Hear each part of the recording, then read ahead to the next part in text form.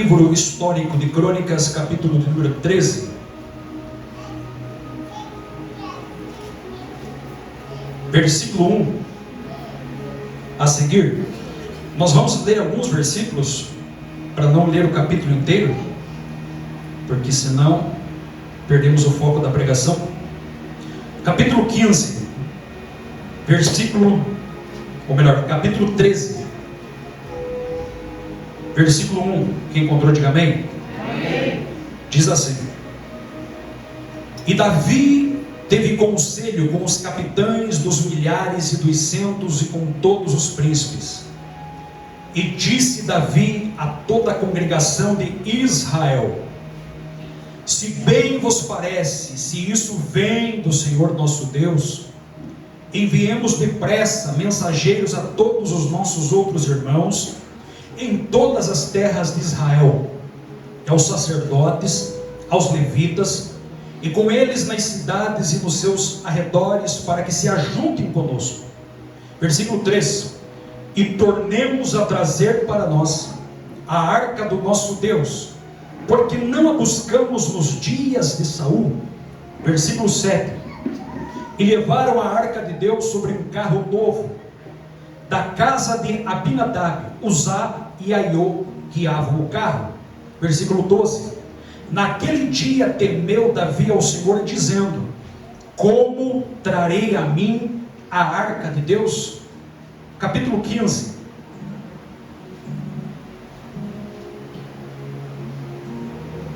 Vamos lá para o último versículo, que diz assim: E sucedeu que, chegando a arca do concerto do Senhor à cidade de Davi, Mical, filha de Saul, olhou de uma janela, e vendo Davi dançar e tocar, desprezou no seu coração. Tome seu assento, por gentileza. O Espírito Santo colocou no meu coração e está ministrando aqui nessa noite sobre o seguinte tema: buscando a presença de Deus. Lendo a Bíblia, nós encontramos esse tão poderoso livro, que é o primeiro livro histórico de Crônicas. Livro este que faz parte do conjunto de livros que nos traz de forma resumida a história de Israel. No texto em que lemos, Israel está vivendo um período de dinastia, ou seja, o segundo rei está tomando posse do lugar do primeiro rei. Posteriormente, Saul ter exercido um reinado negativo e ter entristecido por demais o coração do Senhor, Deus levanta um segundo homem, Deus levanta um segundo rei para reinar sobre a nação. E que rei era esse?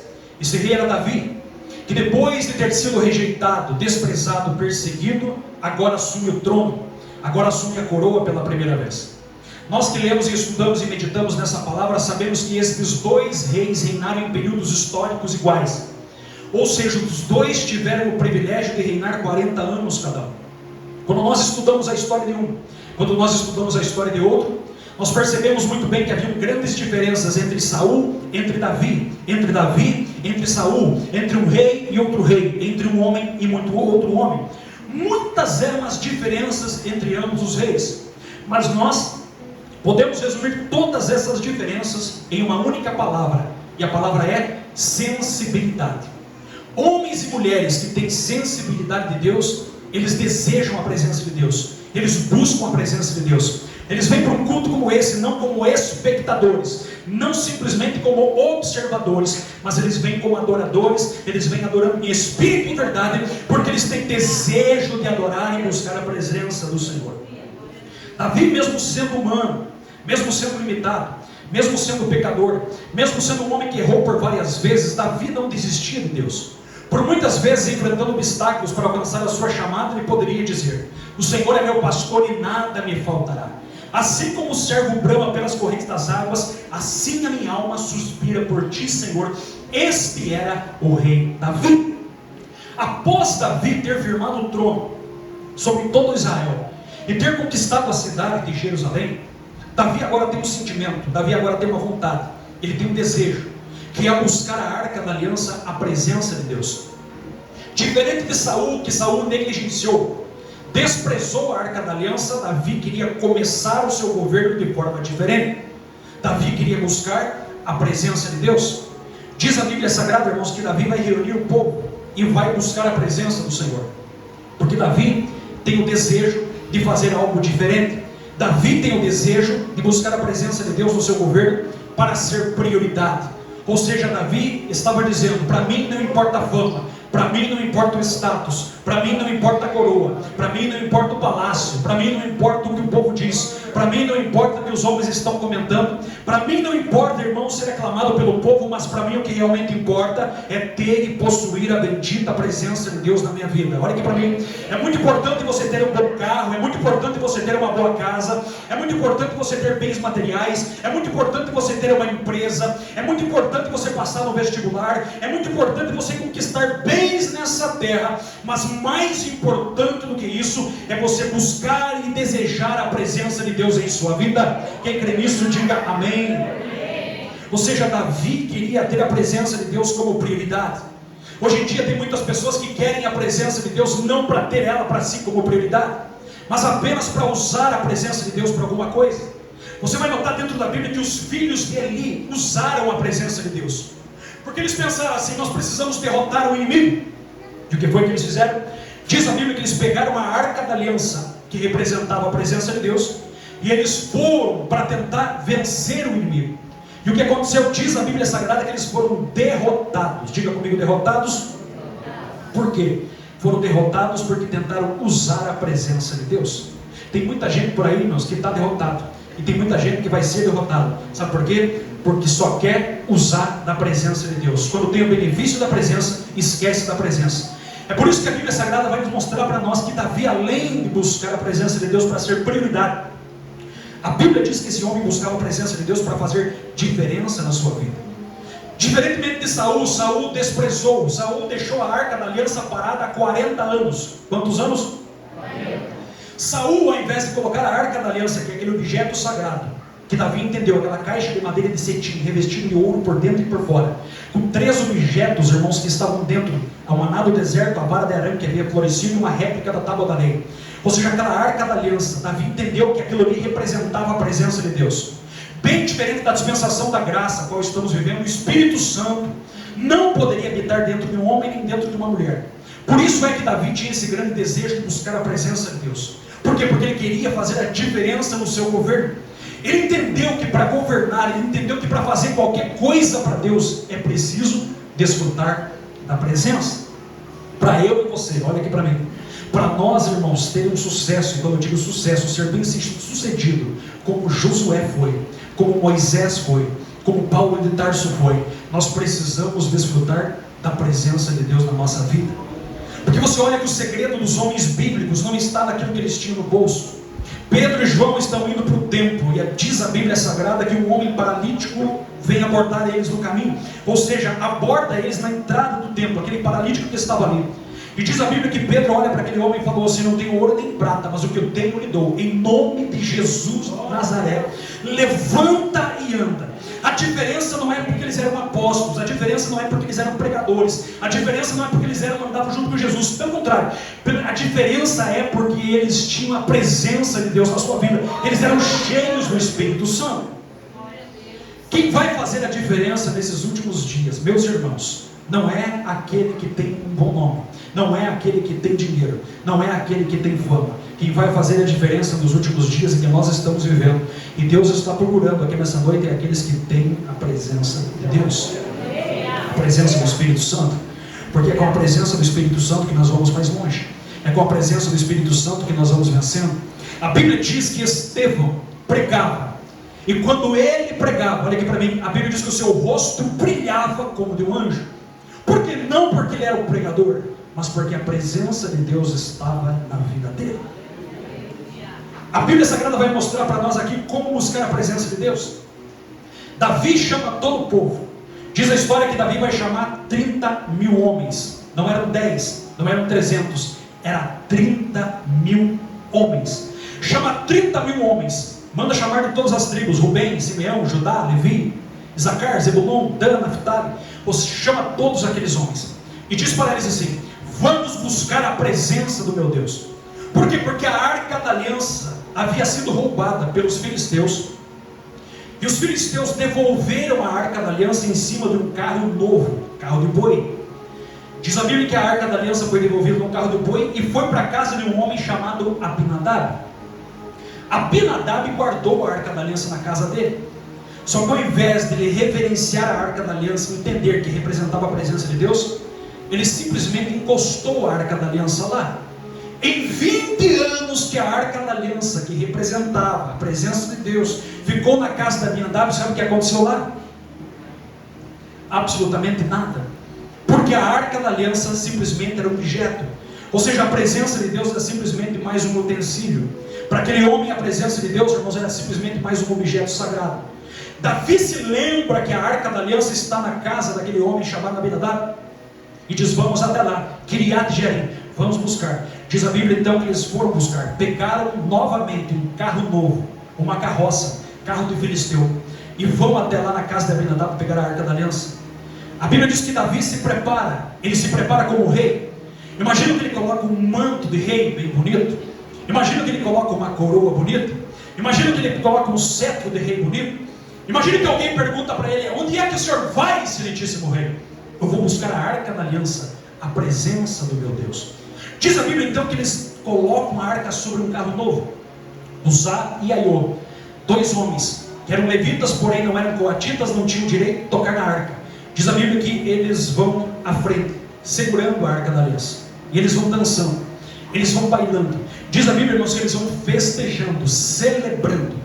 De repente, quando eles vão chegando na eira de Quidom, diz a Bíblia que quando a eira de Quidom eles vão entrando, a arca da aliança começa a escorregar de cima daquele carro de boi. Os bois tropeçaram, e Uzá, filho do sacerdote Abinadab, vai e toca a mão na arca para não deixar cair. Quando ele toca na arca, ele cai morto, fulminado, no meio do deserto. Davi olha para aquela cena e fica preocupado. Meu Deus, nós só queríamos buscar a tua presença, nós só queríamos buscar a arca da aliança, nós só queríamos buscar o objeto sagrado que representa a tua presença. Eu imagino que numa conjectura Deus tem um diálogo com Davi.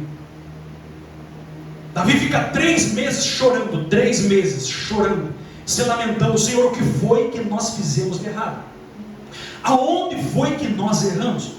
Eu imagino Deus respondendo para ele: Davi, o que é, Senhor? Aonde você leu na minha palavra que a minha arca, a minha presença é transportada em cima de carro de boi? Davi vai lá: Senhor, aqui não está escrito. Então Davi aprenda uma coisa: primeiro de tudo, para buscar a minha presença, primeiro de tudo para buscar a arca da aliança, primeiro de tudo para desfrutar da minha presença, ande em conformidade com a minha palavra. Porque muitas vezes nós queremos a presença, muitas vezes nós queremos ser cheios do Espírito, muitas vezes nós queremos desfrutar da graça do Senhor, muitas vezes nós queremos fazer do nosso jeito. Existe empolgação, existe muitas vezes adoração, existe muitas vezes multidão, existem multidões, mas muitas vezes não existe compromisso com essa palavra. Eu quero dizer que o avivamento, irmãos, ele não veio com multidão, porque Davi reuniu 30 mil homens e Deus não estava lá. Eu quero dizer para você que avivamento não vem também com cânticos, barulhos, palmas, louvores, não. Por mais que o louvor muitas vezes ele atrai a presença de Deus, ele precisa ser na presença de Deus. Mas aqui eles estavam cantando, mas Deus não estava lá. Por quê? Porque não estava em conformidade com essa palavra. Porque para fazer algo para Deus, preste atenção que isso aqui é muito sério. Todos os homens que profanaram o santo morreram. Ananias e Safira mentiram o Espírito Santo, morreram. Nadab e Abiú profanaram o santo, morreram. Uzá foi tocar na arca, mas pastor, por que ele morreu? Porque ele tocou de forma ilícita na onde não era para tocar. Deus permitiu isso lá no Antigo Testamento. Quem fez isso? Deus, a presença de Deus. Aí talvez você vai dizer assim: pastor, mas misericórdia. Sim, irmãos, esse princípio está no Novo Testamento. A Bíblia diz assim, que aquele que toca no pão e toca no cálice indignamente será réu do corpo do Senhor. A Bíblia diz que muitos serão condenados com o mundo. Por quê? A Bíblia diz que há muitos que dormem, há muitos que estão doentes e há muitos que estão fracos. Tentar fazer a obra de Deus sem compromisso com Deus gera fraqueza. Tentar fazer a obra de Deus, pregar, cantar, se você não se libertou de pecados que entristecem o Espírito Santo, ao invés de você agradar a Deus, você está morrendo espiritualmente. É por isso que tem muitos pregando, morto. Tem muitos cantando, morto. Tem muitos oferecendo adoração, morto. Porque a igreja de Laodiceia, igreja de Sardes, tem aparência de que está vivo, mas está morto. Por quê? Porque Deus está dizendo: eu não estou mais lá. Porque não está conforme aquilo que eu quero. É por isso que Deus fala com a igreja de Éfeso. A igreja de Éfeso pregava. A igreja de Éfeso era fiel na doutrina. A igreja de Éfeso não suportava as heresias. Só que diz a Bíblia, Jesus vai falar: lembra-te de onde caíste, arrepende-te e volta ao teu primeiro amor. Senão virei contra ti e removerei o teu castiçal, que representa presença. Aí de nós, irmãos, se Deus remover a presença. O que é um pregador sem a presença? O que é um adorador sem a presença? O que é um crente que está aqui nesta noite sem a presença? O que é um crente, filho de Deus, sem a presença dele? É por isso que Deus colocou essa palavra no meu coração, partindo primeiro para mim aqui. Deus deseja que todos nós sejamos cheios do Espírito Santo. Deus deseja que todos nós desfrutemos dessa presença. Mas Deus está falando assim: mas primeiro tenha compromisso com a minha palavra. Primeiro obedeça a minha palavra. Primeiro tenha compromisso com as Escrituras. O que mais que Davi errou? Diz a Bíblia Sagrada que Davi vai buscar a arca da aliança como rei. Diga comigo, rei. Ele coloca a coroa. Está aqui no capítulo 13, se vestindo como rei. Só que Davi, ele não entendeu que para buscar a arca da aliança teria que estar como levita, como servo. Ou seja, ele está de coroa. Em outras palavras, ele teria que ser servo, tirar a coroa. E olha aqui para mim, muitos também da mesma forma estão dizendo: eu quero a presença, eu quero desfrutar da presença, eu quero ser cheio da presença. E Deus está dizendo: está usando coroa, está muito grandão, está querendo se aparecer. Ou seja, o orgulho está no coração. E o que nós precisamos fazer é despir da coroa, se tornar servos, humildes. E aí sim, Deus vai manifestar a sua presença. Quem está entendendo, diga amém. Davi queria buscar a presença com coroa. Isso significa que muitas vezes nós queremos da mesma forma. Não tem como eu exigir nada para Deus. Não tem como eu muitas vezes querer a presença de Deus, sendo que eu não estou me humilhando diante dele. Hoje ainda à tarde eu falava com a minha mãe. Tem pessoas que dizem assim: Senhor, eu vou fazer um jejum, 21 dias, e o Senhor tem que me abençoar. Faz 21 dias de jejum, de repente Deus não faz nada, diz para Deus assim: mas Senhor, eu fiz 21 dias de jejum e o Senhor não agiu. É que a pessoa não entendeu o jejum. Sabe por quê? Jejum, guarda que eu vou falar, jejum não muda Deus, jejum muda você. O propósito do jejum é que Deus está dizendo assim: você tem 21 dias para você ser mudado. Ou seja, 21 dias para você matar a tua carne. Se você era uma pessoa que tinha raiva, muita ira no coração, Deus está dizendo: você tem 21 dias para ir tirando a raivinha do coração. Se você é orgulhoso demais, Deus está dizendo: você tem 21 dias para se tornar humildinho. Por isso que a Bíblia diz: se o meu povo se chama pelo meu nome, se humilhar. Primeiro ponto, humilhação. Se humilhar, orar. Aí tem um segredo, irmãos. Tem gente que diz: mas eu oro bastante, mas não está se humilhando. Pastor, mas eu busco a face do Senhor, mas você esqueceu de se humilhar. Senhor, mas a Bíblia diz: se o meu povo se chama pelo meu nome, se humilhar, orar, buscar a minha face, se converter dos seus maus caminhos, então eu virei dos céus, perdoarei os pecados e sararei a sua terra. Então é humilhação. Porque não tem como, irmãos, nós querer fazer nada para Deus com orgulho no coração. Ai daquele que chegar para Deus e falar assim: eu canto, eu prego melhor, eu canto melhor. Muita gente usa coroa. Quando é que eu uso coroa? Quando eu estou sentado e observo o irmãozinho vindo cantar e digo assim: esse irmão não canta, esse irmão está desafinado, usando coroa. Porque esse irmão não canta muito bem, sou eu que canto. Ai, se fosse eu cantando, está usando coroa. Ai, se fosse eu pregando, está usando coroa. Nós precisamos ser servos. Quem entendeu, diga glória a Deus.